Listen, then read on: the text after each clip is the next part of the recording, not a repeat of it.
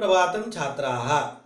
विद्यार्थी मित्रांनो, आपण तृतीय मंडलामधील पहिला पाठ भाषा संवाद, तर हा पाठ आपण पाहिलेला आहे आणि हा पाठ आपल्याला समजलेला असेल तर यामधील महत्त्वाचा भाग आणि शेवट राहिलेला जो आहे की भाषा संवाद म्हणजे आपल्याला हा पाठ कशा प्रकारे समजला, याच्यामधले असणारे जे प्रश्न आहेत, प्रश्नाची उत्तरे आहेत, ते आपण कशा प्रकारे त्या ठिकाणी लिहू शकतो, त्या प्रश्नाची उत्तर आपण कशा प्रकारे देऊ शकतो हे आपल्याला पाहायचं आहे।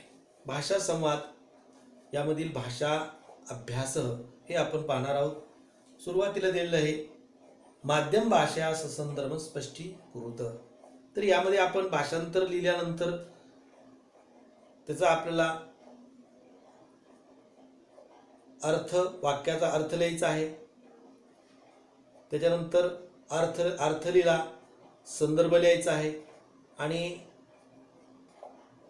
संदर्भ लिहिल्यानंतर स्पष्टीकरण लिहायचं आहे आणि त्याच्यानंतर वैशिष्ट्य हे आपल्याला आपण शिकलेलो आहोत, ते लिहिता येईल आपल्याला, नाहीतर आपण पुढे त्या ठिकाणी प्रयत्न करूया। त्याच्यामधील भाषा अभ्यास मधील दुसरा जो आहे भाग तो आहे उचितम कारणम चित्वा वाक्याने पुनर्लिखित।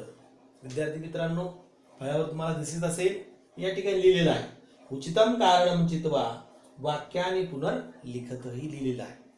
तर याच्यामध्ये मी केवळ हे जे आहे पूर्ण न लिहिता फक्त आपल्याला प्रश्नाचं उत्तर त्या ठिकाणी लिहिलेलं आहे, प्रश्नाचं उत्तर या ठिकाणी दिलेलं आहे। बघा, उचितम कारणम चित्वा वाक्याने पुनर्लिखित म्हणजे योग्य कारण निवडून वाक्य पुन्हा लिहा।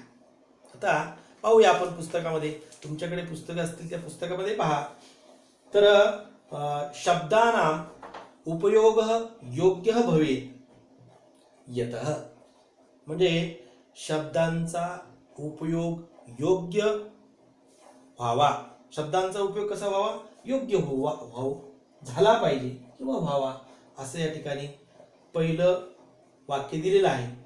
मग त्याचं कारण काय आहे, दोन कारण दिलेली आहेत विद्यार्थी मित्रांनो। पहा, एक पहिलं दिलंय शब्दरूपम भाषायाः शरीरम, शब्दरूपम भाषायाः शरीरम असे पहिलं वाक्य दिलेलं आहे। दुसरं वाक्य दिलंय शब्दाः शक्ती स्वरूपाः, हे दुसरं वाक्य दिलेलं आहे। पहिल्या वाक्याचा काय अर्थ होतो, शब्दरूप हे भाषेचे शरीर आहे, शब्दरूप हे भाषेचे शरीर आहे, म्हणून शब्दांचा उपयोग योग्य झाला पाहिजे, हे कारण आहे का। दुसरं कारण दिले शब्दाः शक्ती स्वरूपाः, शब्द हे शक्ती स्वरूप आहेत, शब्द हे शक्ती स्वरूप आहेत, म्हणून त्या शब्दांचा उपयोग योग्य झाला पाहिजे। मग या दोन्हीपैकी कोणतं उत्तर आहे, तर दुसरं उत्तर आहे विद्यार्थी मित्रांनो, कारण शब्दानां उपयोग योग्य भवेत, शब्दांचा उपयोग हा योग्य झाला पाहिजे। का योग्य झाला पाहिजे, तर शब्दाः शक्ती स्वरूपाः। आपण जर धडा वाचला आपण तर आपल्या लक्षात येईल या ठिकाणी दिलेलं आहे शब्दाः तु शक्ती स्वरूपाः, अतः पर्याय शब्दानां यथोचित उपयोग करणीय। यथोचित उपयोग म्हणजे योग्य उपयोग का झाला पाहिजे, शब्दाः शक्ती स्वरूपाः। प्रश्नामध्ये आपल्या पॅराग्राफ मध्ये त्याचं उत्तर आहे। तर दुसरा त्या ठिकाणी ब हे उत्तर या ठिकाणी लिहिलेलं आहे शब्दाः शक्ती स्वरूपाः, हे पहिल्याचं उत्तर आहे। दुसरं घेऊया, दुसरं काय दिलेलं आहे संस्कृतीतर भाषा चकितचकितः अभवन्, म्हणजे संस्कृतीतर असणाऱ्या ज्या भाषा आहेत, मराठी, हिंदी, गुजराती, तेलुगू इत्यादी ज्या भाषा आहेत, या अत्यंत आश्चर्यचकित झाल्या। काय कारण आहे, कशामुळे त्या आश्चर्यचकित झाल्या, तर दोन कारण दिलेली आहेत। तासु अतीव लघुसंख्या वर्तन्ते, लघुसंख्या, तासु अतीव लघुसंख्या वर्तन्ते, म्हणजे त्याच्यामध्ये जे आहे तासु अतीव लघु संख्या वर्तन्ते, म्हणजे त्यांची तास म्हणजे त्यांच्यामध्ये अतिशय कमी संख्या आहे, त्यांच्यामध्ये अतिशय कमी संख्या आहे, म्हणून त्या आश्चर्यचकित झाल्या। किंवा संस्कृत शब्दानां इतर भाषा शब्दैः च साम्यम वर्तते, किंवा दुसरं कारण दिलं संस्कृत शब्दाचे इतर भाषा शब्दांशी साम्य आहे, संस्कृत भाषेत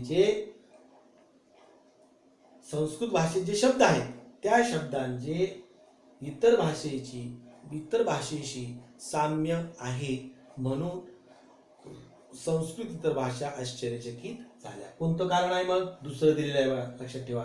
संस्कृत शब्दानाम इतर भाषा शब्दही च साम्यम वर्तते, या कारणामुळे त्या सर्व भाषा आश्चर्यचकित झाल्या. तिसरं दिलेलं आहे सर्वाः भाषा समानाः भवन्ति. सर्वाः भाषाः समानाः भवन्ति, सर्व भाषा सारख्याच आहेत, समान आहेत सर्व भाषा. यतः, कारण काय आहे? तर दिलं, पहिलं कारण दिले सर्वाः भाषा नूतनाः भवन्ति, सर्व भाषा नवीन आहेत. दुसरं कारण दिलं ब भाषासून कापि ज्येष्ठा कनिष्ठा वा. दुसरं कारण दिलं सर्व भाषांमध्ये कोणतीही भाषा मोठी नाही आणि कोणतीही लहान नाही, अशा प्रकारचे दुसरं कारण दिलेलं आहे. विद्यार्थी मित्रांनो, या ठिकाणी सर्व भाषा समान का आहेत? तर कोणती भाषा मोठी नाही आणि कोणतीही भाषा लहान नाही, कारण आपल्याला पुस्तकामध्ये आलेलं आहे. लक्षात घ्या, आपण जर वाचन केलं तर बरोबर त्या ठिकाणी आपल्याला प्रश्नाचं उत्तर आपल्याला या ठिकाणी मिळून जाते. लक्षात ठेवा, कोणती भाषा श्रेष्ठ नाही आणि कोणती भाषा कनिष्ठ नाही, याचं उत्तर या ठिकाणी आपल्याला पुस्तकामध्ये एका ठिकाणी आपल्याला म्हणजे लक्षात आलेलं असेल. किती दिलेले शेवट बघा, युयम सर्वाः भगिनी भावं भजते न कापि श्रेष्ठा कनिष्ठा वा. ठीक आहे, हे आपल्या प्रश्नाचं उत्तर लक्षात आलेलं असेल. तर भाषा असून कापि ज्येष्ठा कनिष्ठा वा, हे आपण बघितलेलं. या ठिकाणी उत्तर दिलं भाषा असून कापि ज्येष्ठा कनिष्ठा वा. संस्कृत शब्दानाम इतर भाषा शब्दहीच साम्यम वर्तते, हे सुद्धा या ठिकाणी केवळ मी उत्तर दिलेलं आहे. दुसरं दिलेलं आहे, दुसरं काय आहे बघा, की उचितम वाक्यांशम चित्वा, उचितम वाक्यांशम चित्वा वाक्यम पुनर्लिखत. उचितम वाक्यांशम चित्वा वाक्यम पुनर्लिखत म्हणजे योग्य वाक्यांश म्हणजे वाक्याचा अंश चित्वा निवडून वाक्यम पुनर्लिखत, वाक्य पुन्हा लिहा. आता या ठिकाणी वाक्यांश दिलेला आहे बघा, सरस्वती भाषा अवदत. सरस्वती भाषा अवदत म्हणजे सरस्वती देवी भाषांना म्हणाली. भाषा कुठलं रूप आहे? भाषा शब्दाचं आकारांत स्त्रीलिंगी द्वितीय विभक्ती बहुवचनाचं रूप आहे. लक्षात ठेवा, भाषा भाषा भाषे भाषा, भाषां भाषे भाषा, द्वितीय विभक्ती बहुवचनाचं हे रूप आहे. म्हणून सरस्वती देवी भाषांना म्हणाली. काय म्हटली? अ दिलंय, भाषायाः शरीरम शब्द रूपम आत्मा अर्थ रूप. मग आता योग्य वाक्य कोणतं आहे? लक्षात ठेवा, भाषा हा शरीरम शब्द रूपम म्हणजे भाषाचे शब्दरूप हे काय आहे? शरीर आहे. आणि अर्थरूप आत्मा, अर्थ जो आहे तो भाषाचा आत्मा आहे, हे अर्थ झाला या वाक्याचा. दुसरं ब काय दिलंय, भाषा या शरीरम अर्थरूपम, भाषेचं शरीर काय आहे? अर्थरूप आहे आणि आत्मा शब्दरूप असं दिलेलं आहे. तरी खालचं जे आहे ब हे चुकीचं आहे. पहिलं जे वाक्य दिलेलं आहे भाषा या शरीरम शब्दरूपम आत्मा अर्थरूप, हे या ठिकाणी वाक्य काय आहे? योग्य आहे. कारण विद्यार्थी मित्रांनो, आपण पुस्तकामध्ये जर बघितलं तर आपल्याला लक्षात येईल. या ठिकाणी कुठे दिलेलं आहे? सुरुवातीलाच बघा, या ठिकाणी दिलंय शब्दरूपम नाम भाषा या शरीरम अर्थरूपच आत्मा. आपण जर बारकाईने वाचन केलं तर आपल्या हे लक्षात येतं विद्यार्थी मित्रांनो. त्यामुळे या ठिकाणी दुसरं जे दिलेलं आहे इथे दिलं बघा, उत्तरम भाषा या शरीरम शब्दरूपम आत्मा अर्थरूप म्हणजे कोणत्याही भाषेचं शरीर हे काय आहे? शब्द असतो आणि त्या भाषेचा आत्मा काय असतो? तर अर्थ असतो. जर कोणत्याही भाषेमध्ये एखादा शब्द असेल त्याला जर अर्थ नसेल तर काही त्याचा उपयोग नसतो. म्हणून त्या ठिकाणी म्हणजे अर्थ हा कोणत्याही भाषेचा आत्मा असतो. लक्षात घ्या. दुसरं वाक्य दिलं याच्यामध्ये की निरुक्तम शब्दानाम काय दिले? कारण मग निरुक्तम शब्दानाम वाक्यांश लिहायचा, आपल्याला वाक्याचा अंश लिहायचा, वाक्याचं थोडं पुढे लिहायचं दुसरं वाक्य. मग निरुक्तम शब्दानाम पहिलं अ दिलंय, निर्मिते हे इतिहासम निशेषम कथयति. निरुक्तम म्हणजे निरुक्त, निर्वचन काय करतं? शब्दानाम म्हणजे शब्दांचे, निर्मिते हे शब्दांच्या निर्मितीचा, इतिहास निशेषम कथयति शब्दांच्या निर्मितीचा इतिहास काय करते? संपूर्ण इतिहास सांगते. कोण? निरुक्त. अमरकोश काय सांगतं? की अमरकोश फक्त त्या ठिकाणी काय सांगतं? अमरकोश फक्त की वर्तमान जो अर्थ आहे, शब्दकोश काय करतात? वर्तमान जो अर्थ आहे तोच वर्तमान अर्थ त्या ठिकाणी सांगत असतात, परंतु निरुक्त हे शब्दांचा संपूर्ण इतिहास त्या ठिकाणी सांगत असते. हे या विद्यार्थी मित्रांनो आपल्या लक्षात आलेले असेल. याच्यामध्ये आणखीन आता हे आपण 2 पाहिले याच्यामध्ये भाग. आता याच्यामध्ये चौथा पाहूया की उचितम शब्दम चित्वा चतुष्कोणम पूरयत. उचितम शब्दम चित्वा चतुष्कोणम पूरयत म्हणजे योग्य अशा प्रकारे शब्द निवडून चतुष्कोण, या ठिकाणी चतुष्कोण दिलेला आहे, असं चौकोन दिलेला आहे, त्याच्या पुढे आपल्याला शब्द लिहायचे आहे. मग मी उत्तर या ठिकाणी दिलेलं आहे. मैया रोहती ती महिर्व पुस्तकामध्ये आपल्याला दिलेलं आहे. इथं त्या ठिकाणी वृक्ष जो शब्द आहे त्याचे पर्यायाचे असणारे जे शब्द आहेत त्या ठिकाणी दिलेले आहेत. म्हणजे इथे बघा या ठिकाणी महिर्व, मैया रोहती इति महिर्व, मैया रोहती इति महिर्व. मग इथं आपण लिहिले मैया रोहती इति महिर्व. निरुक्त ग्रंथस्य कर्ता, निरुक्त ग्रंथस्य कर्ता इथे निरुक्तकारेण यास्काचार्येण म्हणजे निरुक्तकार कोण आहेत? यास्काचार्य. मग निरुक्त ग्रंथस्य कर्ता यास्काचार्य, निरुक्त ग्रंथस्य कर्ता कोण आहे? यास्काचार्य आहेत. ही आपण या ठिकाणी लिहिलेलं आहे. त्याच्यानंतर दुसरं काय दिलेलं आहे? निरुक्त ग्रंथ जो आहे त्या ग्रंथाचा प्रतिपाद्य विषय काय आहे? निरुक्त ग्रंथस्य प्रतिपाद्य विषय, निरुक्त ग्रंथाचा प्रतिपाद्य विषय काय आहे? तर या ठिकाणी आपल्याला पुस्तकामध्ये पाहायचं असेल तर आपल्याला या ठिकाणी दिसतंय या ठिकाणी की निरुक्त ग्रंथस्य प्रतिपाद्य विषयकः शब्दानां मूलम तथा तेषां अर्थ एतयोः स्पष्टीकरणं नाम निर्वचनम सएव निरुक्त ग्रंथस्य प्रतिपाद्य विषय, सएव निरुक्त ग्रंथस्य प्रतिपाद्य विषय, तोच काय? निरुक्त ग्रंथाचा प्रतिपाद्य विषय आहे. हे आपल्या लक्षात आलेलं असेल. पहा मित्रांनो, हे तुम्ही लक्षात घेतलेलं असेल तर आहे एवढं आपण बघितलेलं आहे. विद्यार्थी मित्रांनो, आपण भाषा संवाद मधील 4 पर्यंत बघितले होते. आता 5वं बघा. त्याच्यामध्ये पूर्ण वाक्येन उत्तरम लिखत, पूर्ण वाक्यामध्ये उत्तर लिहा. आपल्याला धड्यामध्ये आलेले काही जे वाक्य असतात तर त्या वाक्यावर प्रश्न तयार केलेले असतात. मग या ठिकाणी दिलेले प्रश्न पहिला दिलाय किम नाम भाषाया आत्मा म्हणजे भाषाचा आत्मा कोणता? तर आपल्याला या ठिकाणी दिलं होतं पहिलंच सुरुवातीला तुम्हाला दाखवलं होतं की या ठिकाणी काय दिलेलं आहे की शब्दरूपम नाम भाषाया शरीरम अर्थरूपच आत्मा. अर्थरूप काय आहे? आत्मा आहे. तर या ठिकाणी प्रश्न काय विचारलाय की किम नाम भाषाया, भाषाचा आत्मा कोणता? तर अर्थरूप. इथं प्रश्नाचं उत्तर लिहिले केवळ मी या ठिकाणी प्रश्न लिहिलेले नाही, फक्त उत्तराने लिखितानि सन्ति. फक्त केवळ अत्र उत्तराणि लिखित अर्थरूप भाषाया आत्मा अस्ति इति उत्तरं केवलं मात्र लिखितमस्ति. भवद्भिः अवगम्यते एव. अत्र द्वितीय अस्ति के शक्तिस्वरूपाः. शक्तिस्वरूप कोण आहेत? तर इथं दिलेले आपल्या पेजामध्ये शब्दरूपाः, शब्दाः शक्तिस्वरूपाः म्हणजे शब्द काय आहेत? शक्तिस्वरूप आहेत. म्हणून आपण या ठिकाणी लिहिले शब्दाः शक्तिस्वरूपाः सन्ति. त्यानंतर तिसरा प्रश्न आहे भाषाया वैभवम किम. भाषेचे वैभव काय आहे? कोणते वैभव आहे भाषेचं? तर शब्दानां मूलार्थ प्रतिपादनमेव भाषायाः वैभवम. अत्र लिखितमस्ति शब्दानां मूलार्थ प्रतिपादनमेव प्रतिपादनम भाषायाः महत्त्वम, भाषायाः वैभवम महत्त्वम महिमा इत्यपि कथितुं शक्यते अस्माभिः. अनन्तरं चतुर्थः प्रश्नः निर्वचनस्य कति विधाः सन्ति. निर्वचनस्य कति विधाः सन्ति म्हणजे निर्वचन जे आहे त्याचे किती प्रकार आहेत? अत्र दत्तमस्ति श्लोकस्य पूर्वम् अत्र निर्वचनस्य 5 विधाः सन्ति. निर्वचन 5 प्रकारचं दिलेलं आहे. ठीक आहे, हे लक्षात आलेलं असेल. आता निर्वचनस्य 5 विधाः सन्ति. निर्वचन हे 5 प्रकारचं आहे. वर्णागम, वर्णविपर्य हे आपल्याला माहिती आहे. त्याच्यानंतर पुढचा जो प्रश्न दिलेला आहे कोणता? 5वा प्रश्न. 5वा प्रश्न काय आहे? निर्वचनम नाम किम. निर्वचन कशाला म्हणतात? निर्वचन कशाला म्हणतात? तर त्याचं उत्तर आहे निश्शेषेण वचनम इति निर्वचनम. निश्शेषेण वचनम इति निर्वचनम. अत्र उत्तरमस्ति निश्शेषेण वचनम इति निर्वचनम इति उत्तरं लिखितमस्ति. अत्र निश्शेषेण वचनम इति निर्वचनम इति उत्तरम् अत्र लिखितमस्ति. केवलम् उत्तराणि लिखितानि सन्ति अत्र भवद्भिः द्रष्टव्यः।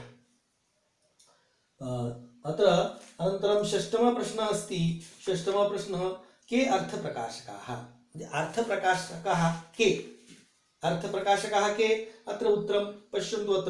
अत्रापि शब्दकोशाः अर्थप्रकाशकाः, म्हणजे शब्दकोश जे आहेत ते अर्थाचे प्रकाशक आहेत। अत्रापि लिखितमस्ति शब्दकोशाः अर्थप्रकाशकाः सन्ति, म्हणजे शब्दकोश जे आहेत ते अर्थाचे प्रकाशन करणारे आहेत। हे आपण 6वा प्रश्न बघितला। त्यानंतर किंवा अनन्तरं 7मः प्रश्नः अस्ति किं भ्रमर इति शब्दः कस्मात् धातोः आगतः। भ्रमर इति शब्दः कस्मात् धातोः आगतः, म्हणजे भ्रमर हा शब्द कोणत्या धातूपासून आलेला आहे किंवा कोणत्या धातूपासून तयार झालेला आहे।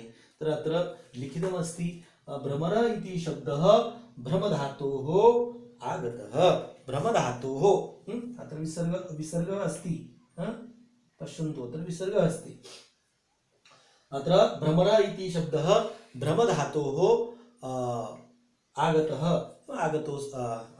अस्ति, भ्रमधातूपासून तो भ्रमर शब्द आलेला आहे, हे आपल्या लक्षात आलेलं असेल। तर अशा प्रकारे विद्यार्थी मित्रांनो अत्र पूर्णवाक्येन उत्तरं लिखत अस्मिन् अत्र सप्ताह प्रश्नः दत्तः।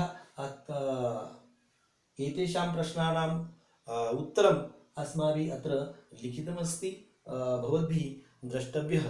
अनन्तरं षष्ठमः अस्ति विभागः, तत्र वाक्यं पुनर्लिखित्वा सत्यम् असत्यम् इति लिखत। वाक्यं पुनर्लिखित्वा सत्यम् असत्यम् इति लिखित। अत्र षष्ठमः वाक्यं पुनर्लिखित्वा सत्यम् असत्यम् इति लिखत। वाक्यं म्हणजे वाक्य पुन्हा लिहून सत्य असत्य आहेत की ते लिहायचं, म्हणजे वाक्य आपल्याला पुन्हा लिहायचं, लक्षात ठेवा विद्यार्थी मित्रांनो। या ठिकाणी आपल्याला फळ्यावरती जागा कमी असल्यामुळे मी फक्त उत्तर या ठिकाणी लिहिलेलं आहे, परंतु आपण वहीमध्ये लिहित असताना मात्र पूर्ण वाक्य लिहायचं आहे, ते वाक्य लिहायचं आहे आणि त्याच्या पुढे ते वाक्य सत्य आहे की असत्य आहे हे आपण लिहायचं आहे। तर आपल्या पुस्तकामध्ये बघा दिलेलं आहे, पहिले दिले सर्वहा भारतीय भाषा देवीं पार्वतीं जगमुः, म्हणजे सर्व जे भारतीय भाषा आहेत त्या सर्व देवी पार्वतीकडे गेल्या। जर आपण सुरुवातीला लक्ष दिलेलं असेल आपण धडा पाहत असताना तर आपल्या लक्षात आलेलं असेल सरस्वतीं जगमुः, म्हणजे सरस्वती देवीकडे गेलेले आहेत सर्व, म्हणजे पार्वतीचा या ठिकाणी काही प्रश्न नाही। म्हणजे हे वाक्य काय आहे, असत्यम। अत्र लिखितमस्ति प्रथमवाक्यम असत्यम अस्ति।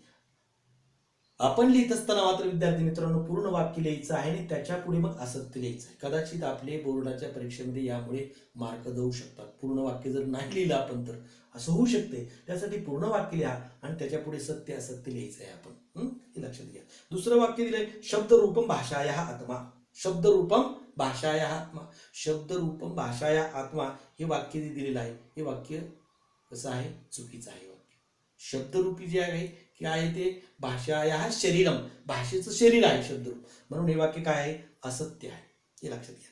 म्हणून आपण इथं असत्य लिहिलेलं आहे।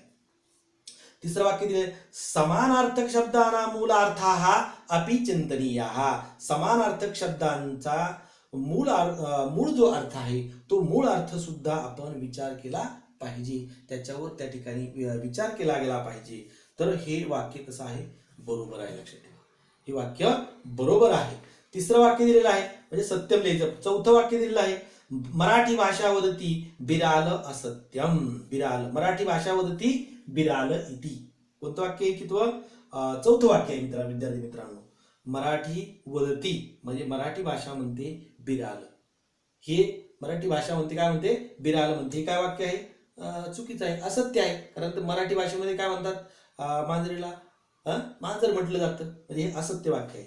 पाचवं आहे भास्कराचार्य निरुक्त ग्रंथ लिखित, निरुक्त ग्रंथ केन लिखित, यास्काचार्येन लिखित न तु भास्कराचार्येन, अतः एतद् वाक्यमपि असत्यमस्ति। अनन्तरं षष्ठमं वाक्यमस्ति सर्वेषां शब्दानां निर्वचनं भवितुम् अर्हति इति, अर्हति एव, म्हणजे सर्व शब्दांचे निर्वचन करण्यास योग्य आहे, हे वाक्य सत्य काय सत्य आहे, हे वाक्य सत्य आहे। सरस्वती म्हणाली की हे काय, अथ किम, होय तर हे सत्यच आहे की सर्व जे शब्द आहेत त्यांचं आपण निर्वचन करण्यास ती शब्द योग्य आहेत, म्हणजे हे 6व्या याच्यामध्ये आपण बघितलेलं आहे। आणि 7वा जो आहे त्या सातव्या शब्दामध्ये सातवा जो प्रश्न दिलेला आहे किंवा वाक्य दिलेलं आहे त्या वाक्यामध्ये काय म्हटलं पहा की लौकिक वैदिक संस्कृत शब्दानां निर्वचनम कर्तुम शक्यते. सातवं दिलेलं आहे, उत्तर दिलेलं आहे सत्यम. लौकिक वैदिक संस्कृत शब्दानां निर्वचनम कर्तुम शक्यते. म्हणजे लौकिक जे शब्द आहेत, लौकिक म्हणजे लोक व्यवहारातील तद्धित शब्द, लोके व लौकिकम तद्धित शब्द आहे. लोक व्यवहारातील, वैदिकम वेदातील जे काही संस्कृत शब्द आहेत, वैदिक सुद्धा शब्द हा कसा आहे, वेदे व वैदिक संस्कृत शब्द आहे. आता तर लौकिक आणि वैदिक संस्कृत शब्दांना म्हणजे लौकिक म्हणजे लोक व्यवहारातील आणि वैदिक वेदातील जे संस्कृत शब्द आहेत त्यांचे आपण निर्वचन करू शकतो का, तर हे वाक्य कसं आहे, सत्य आहे वाक्य. तर विद्यार्थी मित्रांनो, आतापर्यंत आपण भाषा अभ्यासामधील 5 जे आहेत ते आपण 5 या ठिकाणी वेगवेगळ्या अशा प्रकारे ती पॉईंट पाहिलेले आहेत. हे आपल्या लक्षात आलेले असतील. वहीमध्ये आपण ही सर्व व्यवस्थित लिहून काढा आणि परीक्षेच्या वेळेस मात्र आपल्याला हे विचारले जातात त्यावेळेस आपल्याला हे उत्तर त्या ठिकाणी लिहिता आलं पाहिजे. तर विद्यार्थी मित्रांनो, आज या ठिकाणी आपण येथेच थांबूया. धन्यवाद.